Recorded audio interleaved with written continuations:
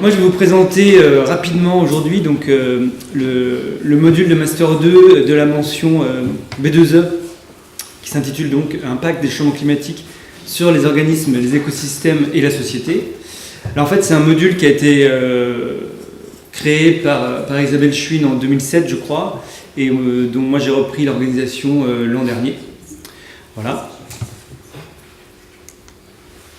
Alors, donc très rapidement pour le contexte évidemment, donc l'idée de départ c'est donc sur les conséquences du changement climatique. On sait que ces conséquences sont visibles en fait à tous les niveaux d'organisation du vivant, et en particulier, on va dire à partir donc depuis les organismes jusqu'aux écosystèmes, on sait que ces impacts rejaillissent sur la société, ce qui est particulièrement mis en lumière cette année avec, dont on parle beaucoup avec l'organisation de la COP21 à Paris. Et donc le but de ce module, donc qui s'adresse aussi bien en fait donc à des master pro, à des parcours pro que recherche, en fait à trois objectifs principaux. Donc le premier c'est donc d'approfondir des concepts clés relatifs au changement climatique. Et en particulier donc d'illustrer certaines notions clés, donc en écologie, en évolution, donc à la lumière d'illustrer donc ces notions à la lumière des changements climatiques, pour en fait réaliser donc une synthèse des différentes questions et des différents enjeux à la fois scientifiques mais aussi sociétaux, socio-économiques que posent donc les changements climatiques. Donc autrement dit, il s'agit de donner aux étudiants on va dire, les bonnes clés pour comprendre ces enjeux scientifiques et sociétaux et de pouvoir ensuite donc, pouvoir mieux les décrypter. Alors, quand on m'a proposé de présenter le module, j'avoue que j'étais un petit peu perdu. Donc, par la suite, je vais vous détailler un peu le contenu, mais finalement, l'exercice s'avère intéressant puisque me permet de bien réfléchir à donc l'imbrication, les interactions des différentes interventions prévues dans le module. Donc je vais tout de même faire rapidement.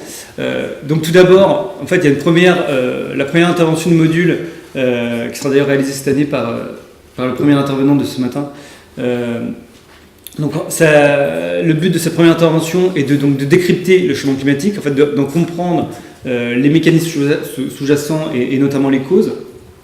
Donc autrement dit, donc de comprendre les changements climatiques et leurs sources, en détaillant à la fois donc les drivers donc de la variabilité climatique, autrement dit de replacer le changement climatique dans une perspective historique, comme ça a été fait ce matin, pour ensuite pouvoir identifier en fait les causes, qu'elles soient naturelles ou anthropiques, du changement climatique, enfin, des changements climatiques actuels. Et enfin, de présenter, pareil comme ça a été fait brièvement ce matin, les différents scénarios donc, du GIEC et de comprendre comment sont élaborés ces scénarios et à quoi ils correspondent. Et donc ensuite, après avoir donc, présenté donc, cette base sur les causes des changements climatiques, donc, on a une série donc, d'interventions sur les impacts proprement dit. Et tout d'abord, donc, les impacts ou conséquences au niveau de la réponse des organismes. Donc, les réponses physiologiques des organismes au changement climatique. Alors, on a une intervention sur, particulièrement sur les espèces animales, au niveau des réponses comportementales et physiologiques, et aussi, je crois que c'est brièvement approché des conséquences des réponses évolutives. Ensuite, on a donc une intervention sur, cette fois, les espèces végétales, avec, illustré en fait sur les changements animaux, par exemple, les changements de date de ponte des mésanges qu'on connaît bien au CEF.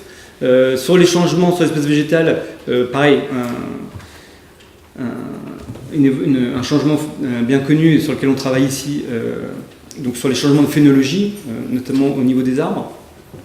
Ensuite, une intervention sur les interactions en fait entre ces réponses au niveau plante et réponses au niveau animal, notamment Là encore, si on reprend un exemple sur la mésange, on sait que la mésange en fait connaît donc des décalages phénologiques qui ne correspondent pas forcément au décalage phénologique de la chenille, qui est une des espèces dont elle se nourrit, qui elle-même ne répond pas forcément au changement de phénologie de la plante hôte, donc de chêne. Et donc, dans ce cas-là, un exemple dans lequel le changement climatique crée donc des décalages phénologiques qui peuvent menacer donc des réseaux trophiques. Donc voilà, un des exemples parmi d'autres présentés ici. Et pour ne pas rester que sur les écosystèmes terrestres, on a également une intervention sur les conséquences des changements climatiques sur les espèces et les écosystèmes aquatiques, et notamment avec le corollaire de l'acidification des océans en réponse au changement climatique, avec donc les mortalités, enfin les blanchiments sur les coraux, ou encore les conséquences également sur les écosystèmes, les espèces avec des exosquelettes calcaires. Puis, toujours dans la grande catégorie réponse des organismes, on traite également évidemment des réponses en termes de changement d'aire de répartition des espèces. Là, je vous ai remis le chiffre qui est sorti dans une méta-analyse qui a plus de 10 ans maintenant, mais donc de changement dans l'hémisphère nord de répartition moyenne d'espèces végétales de 0,6 km par an. Donc ces changements de répartition sont également causés évidemment par, notamment en marge sud pour l'hémisphère nord, des événements de mortalité, comme ici donc le sapin sur le Ventoux, pour ceux qui connaissent. Et donc pour illustrer ces questions, évidemment, on détaille donc les modèles qui permettent de prédire la répartition des espèces. Et en fait, on passe aussi bien donc, sur les modèles corrélatifs. Donc ces modèles qui en fait sont basés sur l'établissement de relations statistiques entre présence-absence d'une espèce et des variables, notamment environnementales, notamment climatiques. Comme par exemple ici pour le hêtre, dont on a déjà parlé ce matin. Donc là, c'est la répartition sur la France. Et voici la correspondance, en gros, l'affinité climatique de l'espèce, en utilisant donc ces relations statistiques entre climat et donc présence-absence de l'espèce. Et il existe également donc, une autre catégorie de modèles, donc, comme le modèle phénophyte qui a été présenté ce matin, qu'on appelle donc, la catégorie des modèles basés sur les processus, c'est-à-dire que là, on ne se base pas uniquement sur des corrélations entre climat et présence-absence, mais sur des normes de réaction finalement de traits des espèces au climat, donc, qui peuvent inclure donc, plus ou moins de processus. Alors évidemment, l'inconvénient de ces modèles, c'est qu'ils sont beaucoup plus lents. On a besoin de beaucoup plus de données et donc de temps pour les développer et les calibrer.